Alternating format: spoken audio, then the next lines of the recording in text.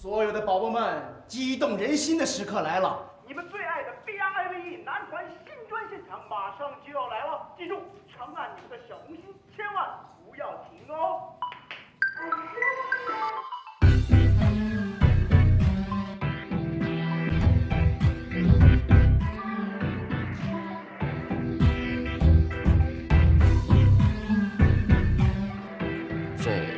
这还是电台？多媒体时代，谁不柔，谁不易呀？哎呀，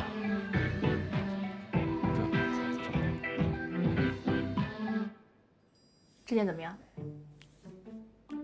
这件呢？这件怎么样？怎么样？等会儿我。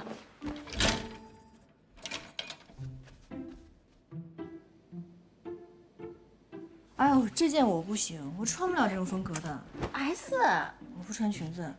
这个是我压箱底儿的宝贝，涂上它，保证你能绝处逢生，化险为夷。哎呦，这算了吧，这太红了，我还是不涂这个了。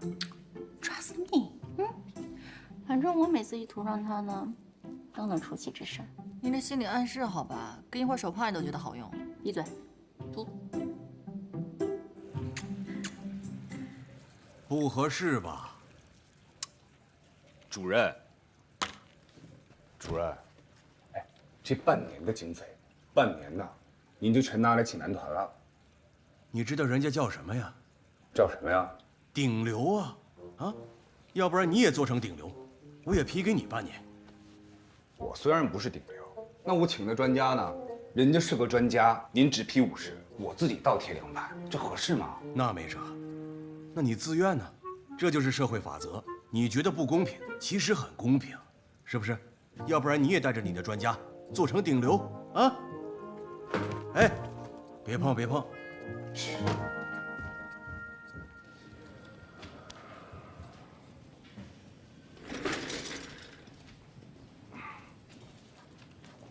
爱的，帮我看一下报表呗。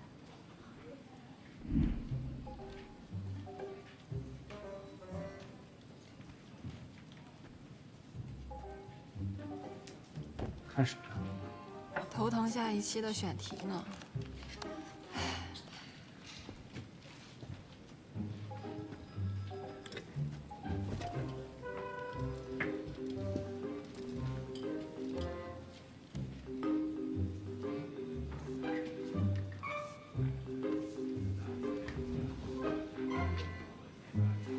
陈哥，干嘛呢？怎么了？你今天看着有点不太正常。是啊，看你这表情，不知道的还以为你在这儿等女朋友呢。咱们这么不容易找到了一个厉害的心理师，咱们是吧？我这个是全方位的在展现我的诚意。哦，那钱哥，我的镜子什么时候可以还给我？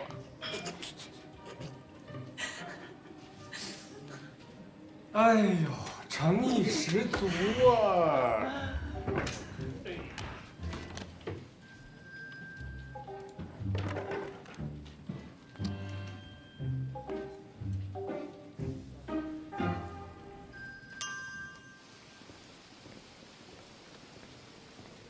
哎，您好。你好。我想找一下钱开义主播，是在。哦，您带上这个，到里边刷卡就能进了。谢谢。钱主播在里面等您。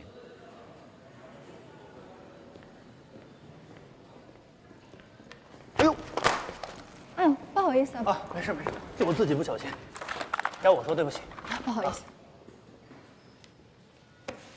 贺老师，您认识我？去年消防局的自杀干预讲座您还记得吗？我接到任务去采访，您是当时的主讲，我还采访过您呢。哦，我突然想起来了，初来乍到，没想到在这儿碰到您。刚才这海报上的人是您吗？哦，对，是我，王卓。哦，您好，您好。您好。哎，您今天过来是？我也是第一次来这儿报道。哦。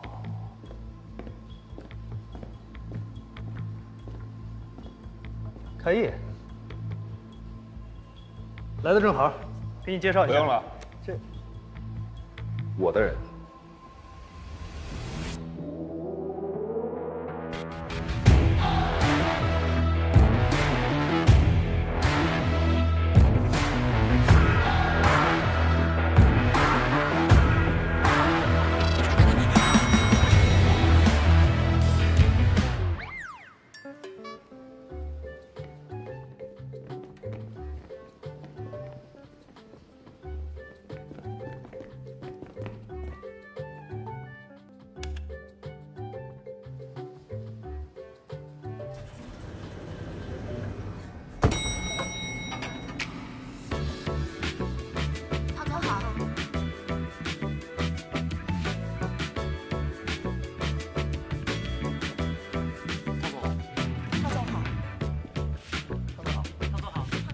总好。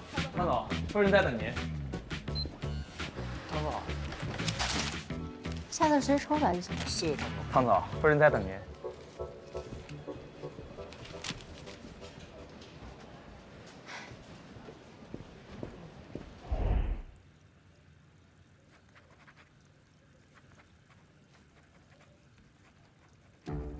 专家。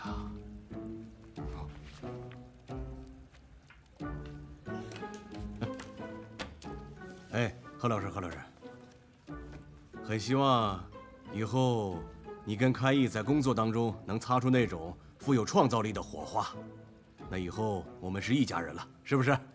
欢迎你加入我们电台这个大家庭。谢谢主任，我一定会尽我所能的。哎，这不是开毅诚心诚意邀请你吗？要不然他也不能自己掏腰包。也得谢谢主任的支持啊！对，他自告奋勇，重启当年那个火遍全国的经典节目，对吧？谢谢钱主播，能够让我来参加这么宝贵的节目。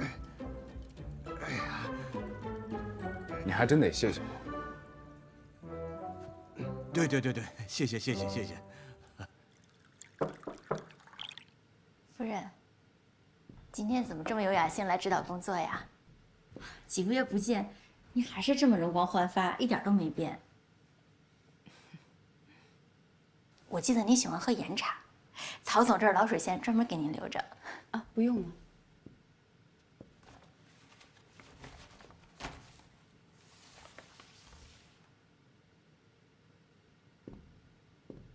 我这个人说话不喜欢绕来绕去。上个星期五，我们家老曹出门参加融资酒会前，我亲手给他挑了这件白衬衫，但是不知道为什么，中途被换了下来，还换上了你给他提前准备好的衬衫。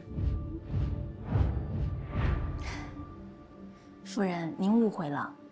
融资酒会那天，舞台的背景幕布是纯白色底，刚好跟曹总的衣服撞色了。到时候拍出来的照片就不够醒目。我作为第一秘书，肯定是有责任和义务全方位的协助曹总树立他的职业形象嘛。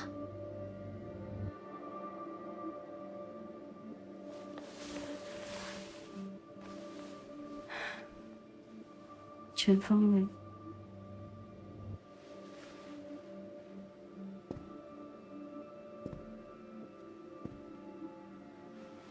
这也是你的义务。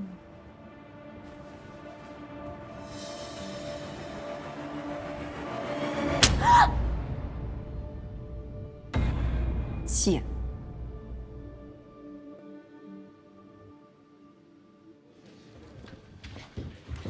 这就是我们平时办公的地方。钱主播好。哎，我来给你介绍一下同事们。欢迎心理专家赫顿正式加入我们的团队。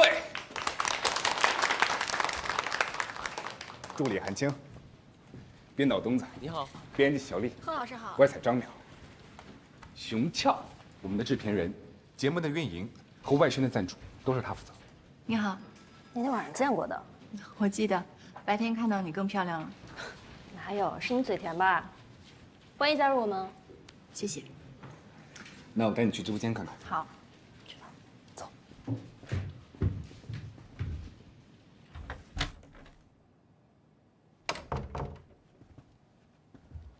这是导播间，来，这里就是我们的直播间。这些设备啊，是我们工作的时候会用到的。虽然是直播，但是为了避免播出事故，通常都会延迟8秒。这些设备我都要操作吗？这些设备大部分都由我来操作，你要负责的呢，就是这个屏幕的监控。因为咱们节目开通了网上在线的互动平台，听众呢会通过评论和留言来进行回答，你呢就负责摘取一些有营养、节目合适时间段，在每个工作日晚上的9点到12点，音乐和广告的时间，每一期都有主题侧。如果你有兴趣跟时间的话，可以参与。但是在谈话类的节目，靠的还是临场发挥。理论上呢是什么都能说，就跟聊天一样，这点难不到你。我明白了。那我们直接来试一试，也可以有一个直观的体验。来。好。先戴上眼镜。啊，谢谢。我跟你说一下，这个麦啊，保持2拳的距离，避免喷麦。哦，好，这样可以吗？差不多。紧张吗？别紧张，一会儿开场音乐放完啊，做一个简单的自我介绍，然后我们就可以直奔主题。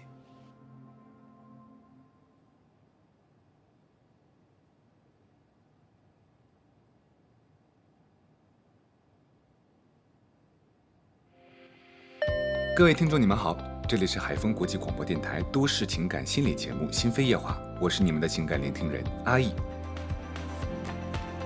别愣神儿啊，我说完之后就是你了。哦，我是你们的情感聆听人阿易。我是幸福谈话者赫顿。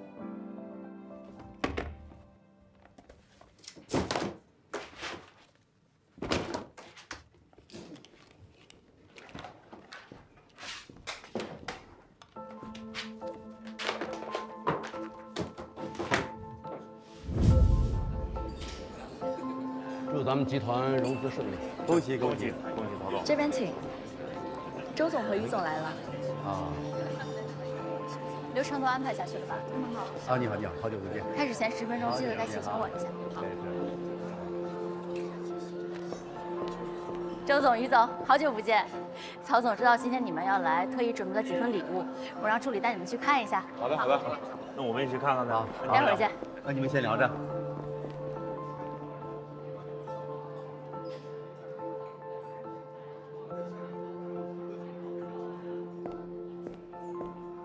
曹总，北京版是白色的，您这白衬衫有点撞色，咱们去换一件吧。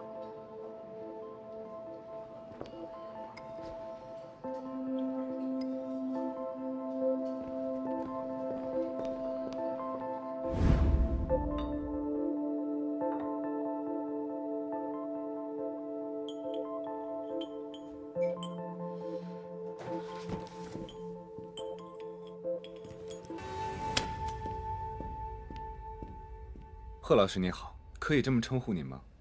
可以。这心理学啊，是当下非常热门的一个学科。那提到心理学，不免有些人会联想到忧郁症、躁郁症，还有强迫症等等啊。那贺老师，您可以给我们简单的去介绍一下，这心理学到底是一个什么样的学科吗？我有多少时间可以解释这些专业名词？你不是专家吗？像你们这些专家，不是非常善于用一句简单的话去比喻和概括一些复杂的概念吗？我目前还在学习，谈不上专家。老师们用了6年的时间来对我进行答疑解惑，加上我工作的实践，算不上千帆阅尽，但是也整整有5年的时间的积累。但即便是这样，即便我拥有您这样的名嘴，可能也没有办法对这门严谨的学科，用一个比喻来以偏概全。好，那我们换一个问题啊，就是说想到心理学啊，大家都会觉得这门学科是非常带有神秘色彩的学科。那也会有一些听众呢，会把心理咨询师这一类的职业跟算命的、和算星盘的人联系到一起。那对于这个现象，您怎么看？其实，无论是算命还是星盘，都是提问者想借助外界的力量，对自己的境况来进行一个抛选席位。实际上，他们内心其实都感到非常的困惑。那我们心理咨询师其实也是帮他们排忧解难。如果非常优秀的咨询师，也是可以对特定的某一个行为来进行预测的。但这是咨询师使用心理学科学的方法对来访者的行为模式，还有机体变量进行综合的判断。我们将这些整合，最后得出一个结论。好，相信听众们跟我一样啊，对心理学有了一个初步的认识了。哎，我们收到了一条线上的留言提问啊，是来自手机尾号为8772的朋友，他有一个问题，说为什么一个人可以做到对外界一切友好，但总是毫无根据的去针对某一个人来进行恶意的揣测？这位8772的朋友，您是怎么确认对方确实针对某一个人的呢？这位8772的朋友说，当他面对其他人的时候，他都可以做到好言好语，但是面对他的时候，他就经常甩脸子，所以他很想知道这位朋友是出于什么心态，或者说他是不是也应该去接受一下心理咨询呢？这位8772的朋友，我想，并不是对方的问题，是你没有得到你想要的回应，于是你感觉到非常的愤怒，对吗？这位8772的朋友说，要你分析的对象不是他。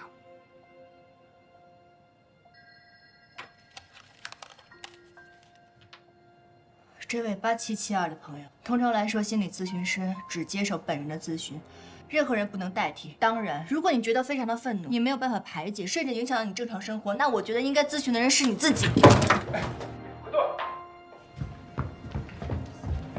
何老师，何老师，何端，何端，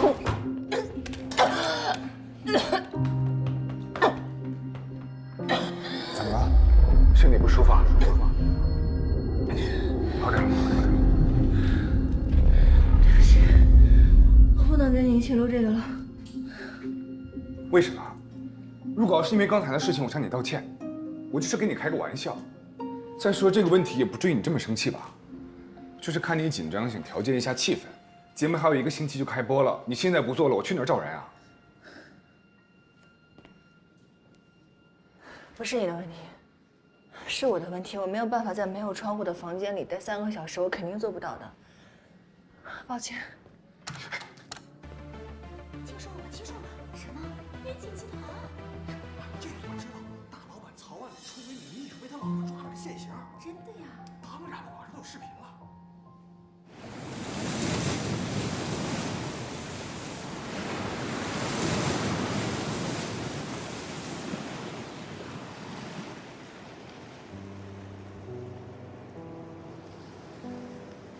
喂，妈。你说什么呀？好好的工作，你怎么就给搞黄了呢？现在网上传的到处都是，以后还有哪家公司敢用你啊？哎呀，真是作孽！妈，咱现在能不提这事儿吗？烦着呢。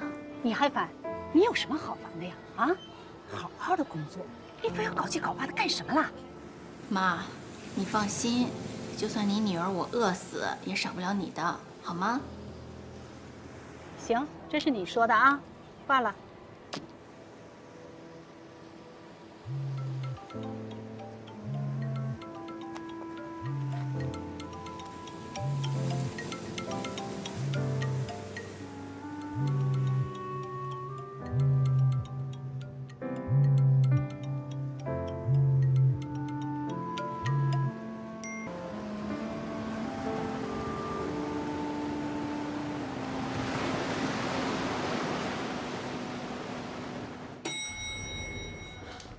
何顿，你先别冲动，你现在去也没有用啊。你这个节目我真的做不了，你别在我身上浪费时间了。不，你先别着急下结论，你再给我几天时间，我来解决好不好？你到底要干嘛？以你对汤丽的了解，她绝对不会做这种事情，对吗？当然。我认识常传梅，严格意义上来说呢，也不算认识，就是我在时间访谈的时候给她做过专访。常春梅可不是普通的贵妇人，她曾是云锦集团的2把手。现在的云锦集团是他陪着曹万里拼了几10年才拼回来的，直到去年才隐退。你的意思是说？我的意思是，如果丽丽不是这样的人，不是，我当然相信丽丽不是这样的人。如果她没做这个事情，那像常春梅这种叱咤风云的女强人，她会失察错杀吗？还是说？她根本不在意真相是什么？她专访的视频还有吗？有。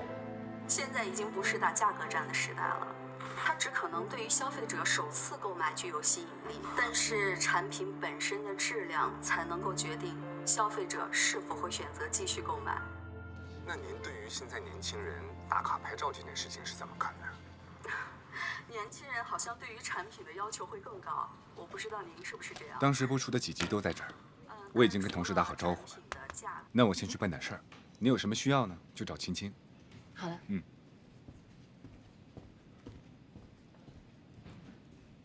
比如说，同样的2家咖啡厅，其实我也在不断的适应时代的潮流。敲钟上市，我们不准备上市，那不知道也不需要上市。有没有这样的计划？我们不准备上市，也不需要上市。我们不准备上市，也不需要上市。周后的董事大会就仰仗各位了。常总您抬爱了，是您瞧得起我们的，我们一定会全力支持您的回归。是，来。真是奇了怪了，这什么呀？你们说这曹夫人为什么每次都在曹湾里和投资人结束会议之后，又单独约投资人见面呢？在哪儿找的？行啊，你小子哪儿弄的？那电视上爆料的汤丽丽抓拍照，一看就出自阿豪之手，从他那儿搞过来的。阿豪是谁？一个狗仔，那狗仔的圈子可小了，他们跑外采，一看照片，在顺藤摸瓜一问，就能知道是谁接的活。但他们要是接的是脏活的话，就一定会留一手。所以看来，这些都是他们反制买家的把柄。那换个角度来说，汤丽丽的偷拍照很有可能是这个常春梅找阿豪找了个角度拍照伪造的。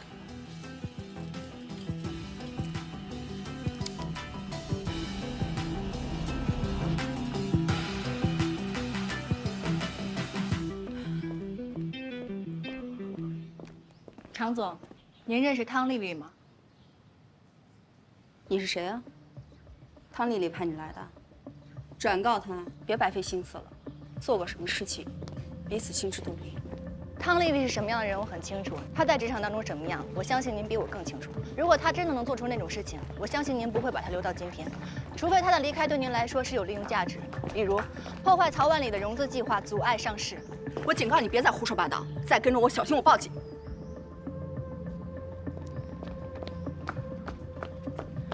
如果下辈子再给我一次选择的权利，我依旧会选择做女人。正是因为那些冷眼、不公、偏见，让我有了用不完的斗志跟力量。这是您写在自传当中最后一句。你到底想说什么？在您的自传当中，完全避开了跟曾经行业龙头竞争赶超的过程。可这一部分不正应该是自传当中最精彩的部分？所以我查阅了曾经行业龙头的资料，我发现，您居然曾经是这家公司的一员。那又怎样？所以您的发家史更像是一部复仇史。在您经历中空白的10年，是在为一家公司苦心服务的10年，但您却在公司上市的前一夜倒在了内部斗争当中。所以，您带着职场人脉离开了，与曹万里建立了今天的地位。我想这就是为什么您跟曹万里的意见相左，反对企业上市的原因。我们不准备上市，也不需要上市。常总，您曾经也在职场当中一点一滴爬上来。我想您非常清楚，一个女孩子在职场中要受多少委屈，遭受多少心酸。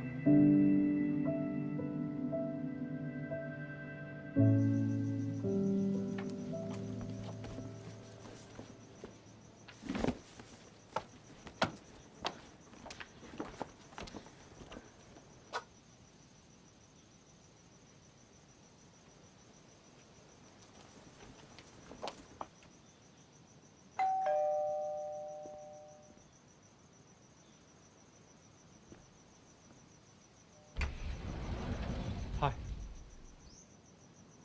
忙吗？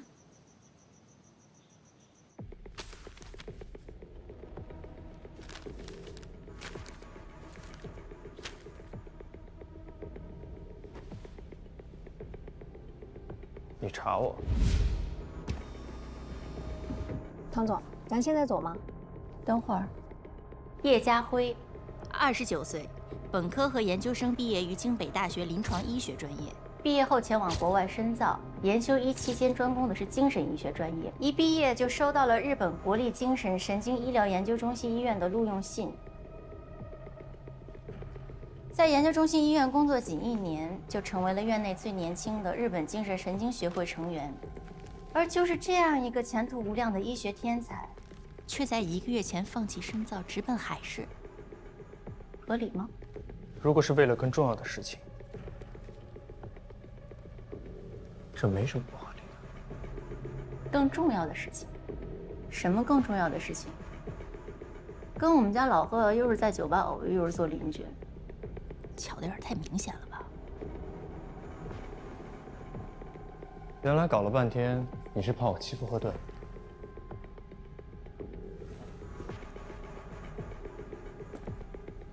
我警告你，你要是敢对我们家老贺打什么歪主意，我汤丽丽第一个不放过你。我奶奶这2年身体不太好，总是叨唠着让我回海市，不肯跟我出国，我拗不过她，所以只能找一个折中的办法，搬到离她最近的地方，方便照顾她。这是我奶奶养老院的位置，离这只有700米。这算不算是更重要的事情？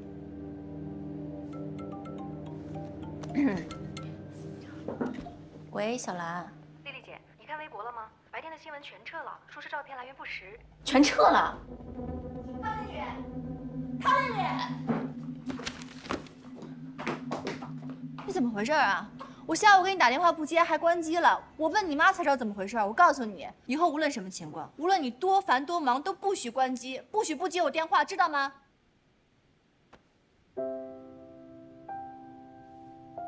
这是干嘛呀？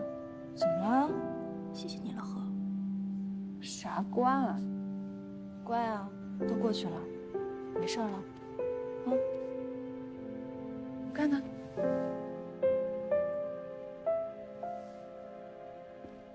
你怎么在这儿？那个，我们家水阀坏了，我就找他过来帮忙看一下。哦，你们晚上都没吃饭吧？我给你们做饭吃。你还会做饭？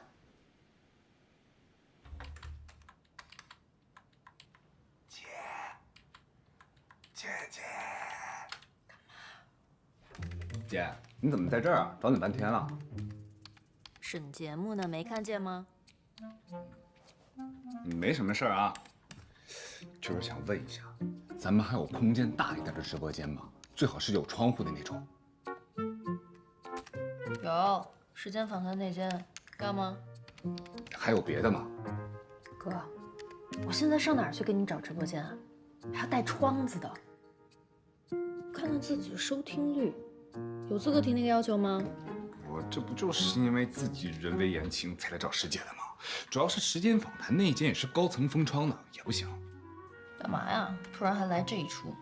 没什么，就是赫顿他不太适应这种封闭的空间。幽闭恐惧症啊？他没说。哎，不过我觉得你这么一说，确实有可能。你再想想办法呗。倒是有间破花房。花房？前几天呢，领导还让我招商盘活一下它。花房好啊，姐，你看还能打破咱们电台的传统模式，既复古又摩登。咱们直播间、导播间也用不了那么多地儿，再找一个咖啡厅入驻，还能把地儿给盘活。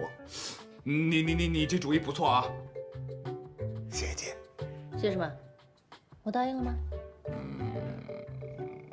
周五节目开播，赶过去。累。师姐出手，啥都有。最后一道菜，寿司。谢谢佳辉，这也太辛苦了。庆祝我们成为邻居的第一顿饭，不辛苦。会做饭的男人在我这儿会加10分的，那我就帮你把这10分记老何账上吧。哦，丽丽这个人就爱开玩笑，你别介意啊。她这个人脾气又急又直的。看出来了，着急你的人生大事。懂我哎。哎，老何，你别说，明天我一不上班，心里还挺放松的。没看出来啊，你不太像能放松的样子。丽丽为云锦付出了很多，说放松是真的，说放不下也是真的。其实我很清楚，我就是曹总和曹夫人利益斗争的牺牲品。但是我在云锦这2年，曹总很器重我，虽然我的简历并不漂亮，但是他给了我很多机会。所以企业的发展需要一个牺牲品，这事儿我认了。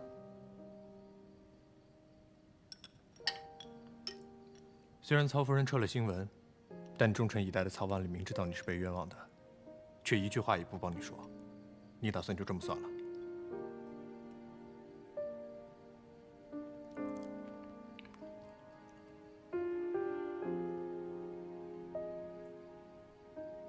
直播倒计时，5、4、3、2、1。各位亲爱的听众朋友，大家好，这里是海丰国际广播电台，您正在收听的是今天的情感驿站，我是你们的主播钱开义。谈到女生们的友情啊，尤其是女生们口中说的闺蜜，在当今的社会呢，它似乎成为带有一些讽刺色彩的贬义词。什么闺蜜抢男友、闺蜜借钱不还、闺蜜 P 照片只 P 自己等等，甚至还有网友调侃道，说女生的友情特别像塑料花，特别假，但是永不凋谢。所以女孩子们的情感真的这么不堪一击吗？当然不是。女孩子们呢有塑料姐妹花，男人们也有塑料兄弟情，所以塑料呢是不分男女，分的是真心与人品。这里有一个 ID 叫爱吃麻辣烫的朋友，他说真正的好朋友不是杯弓交错的恭维，而是患难相知的胆魄。我很好奇你们两个是怎么认识的？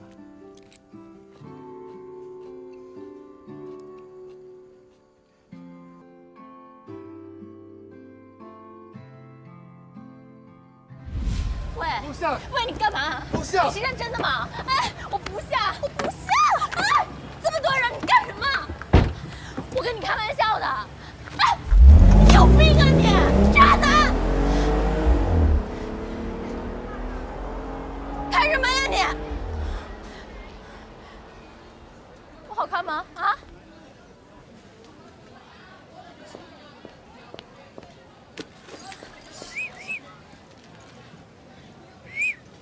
老板，2瓶酒。好嘞，来2瓶啤酒。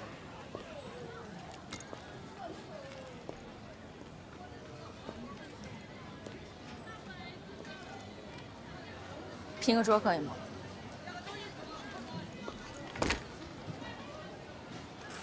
是谁啊？那俩女的长得不错啊，还在这喝酒。一会儿还你。要不聊聊啊？你想什么呢，大哥？人家能看上你呢？不是，咱试一试呗。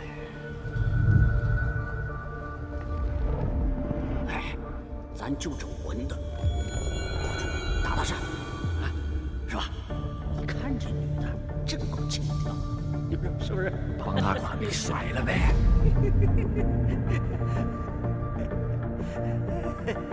哎，你俩去问问这女的多少价钱能拿下来？我不行，能行吗，大哥？这，你问问去。不是你俩真怂！哎，你看我的。你们想干嘛？干什么关你啥事儿啊？不是你谁呀？啊，别在这挡我道啊！你们刚刚说的话我都已经听见了，我告诉你们，想都不要想。我跟你说，不关你事儿，再让我小。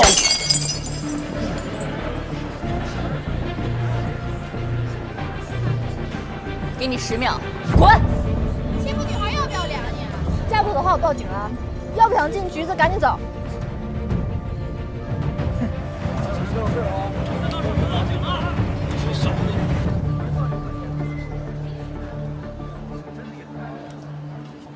你挺厉害，你也不行。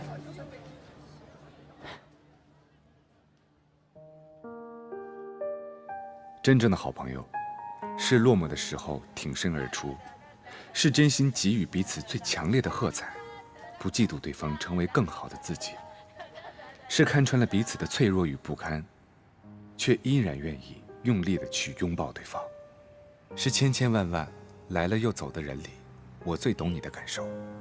喧嚣城市回归寂静，灯火阑珊，我仍和你把酒言欢，促膝长谈。谢谢啊。嗯，谢谢。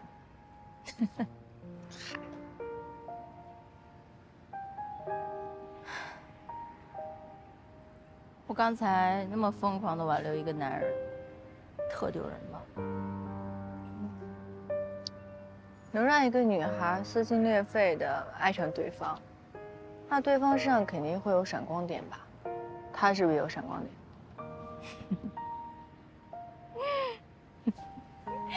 有啊，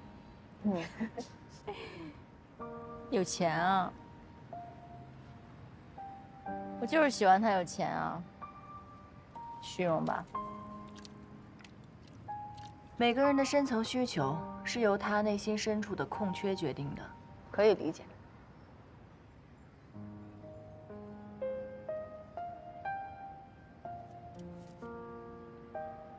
没错，我就是小的时候穷怕了，长大后就拼命的想弥补。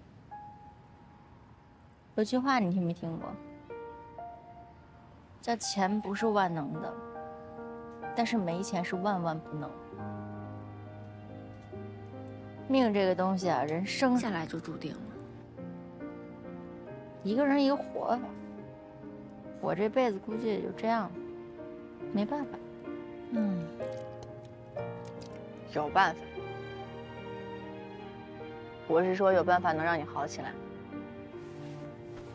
给你2个选择：一，让我成为你的心理咨询师；二，让我成为你的好朋友。选2。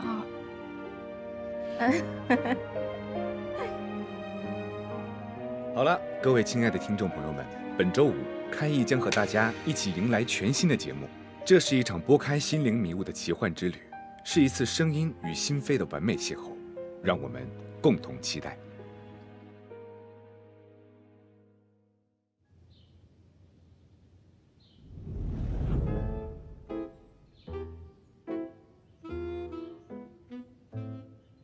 好家伙！哇！哎呦！哎呦！这地儿这么脏，这么大，这咱仨得收拾到啥时候去啊？对呀，钱哥，咱这得收拾到猴年马月啊！猴年猪月也得收拾，你怎么办？钱哥，大家把东西放那边就行了啊！也太有心了吧！哎，这必须得报销啊！没有，都是俏姐帮忙联系的，我们俩可不敢邀功。俏姐说了呀，这花房啊太长时间没人用了，就咱们几个收拾起来，费时又费力的，这不，帮手还得是姐。回头好好谢谢人家啊！谢就谢呗，眨什么眼睛啊你？是好好谢谢人家。哎，兄弟们，今天辛苦了啊！谢谢大家，辛苦辛苦了。兄弟们，咱们也干活吧。走。哎，这里太脏了，你们女孩子去休息一下啊。哎爸！你怎么了？今天看着你不太舒服。我今天正好。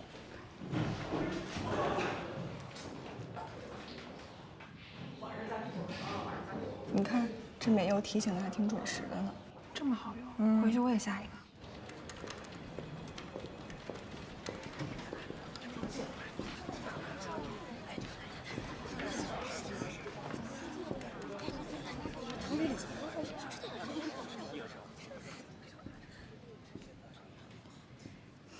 我来交接一下工作。小张，丽丽姐，你有什么事交给我就行了。这个 U 盘里呢是曹总所有的喜好清单，能吃什么，不能吃什么，喜欢哪家餐厅，哪个主厨，酒店入住的要求清单，哪个城市，哪个酒店，房间楼层、方位格局这些衣食住行，还有就是关于一些重要客户的应酬准备也全在里面了。好，我知道，丽丽姐。哦，对了，小张，我还要再跟你说一下一些关于外联的注意事项。梦姐，你咖啡凉了，我再给你续一杯。现在的实习生比我们那会儿勤快多了啊。新人也得看谁来带了。梦姐，你的咖啡。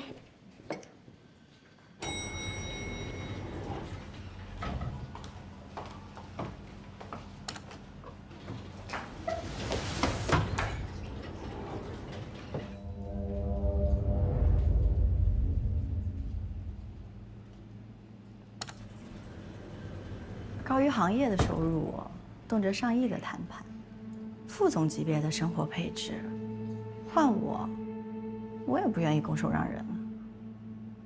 刘峰，你别误会，我来这儿没有别的意思。别招啊！当小三，网友都知道了，还追着曹总不放，就不怕唾沫星子淹死你啊？你嘴巴放干净点。那口红印不是我印的，有口红印的白衬衫不是发布会那天我让曹总换下来的。曹夫人也说她记错了，所以才跟我道歉，撤了所有新闻。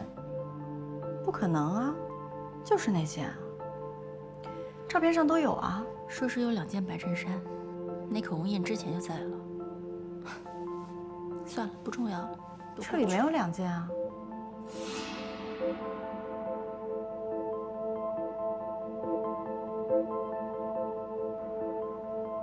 我没有说在车里找到的呀。耍我？那天我把衬衫交给司机，司机说放到后备箱就再也没动过。怎么？是你去车里拿出来的吗？不啊，不是在车里，是我跟曹总在洗手间里印的。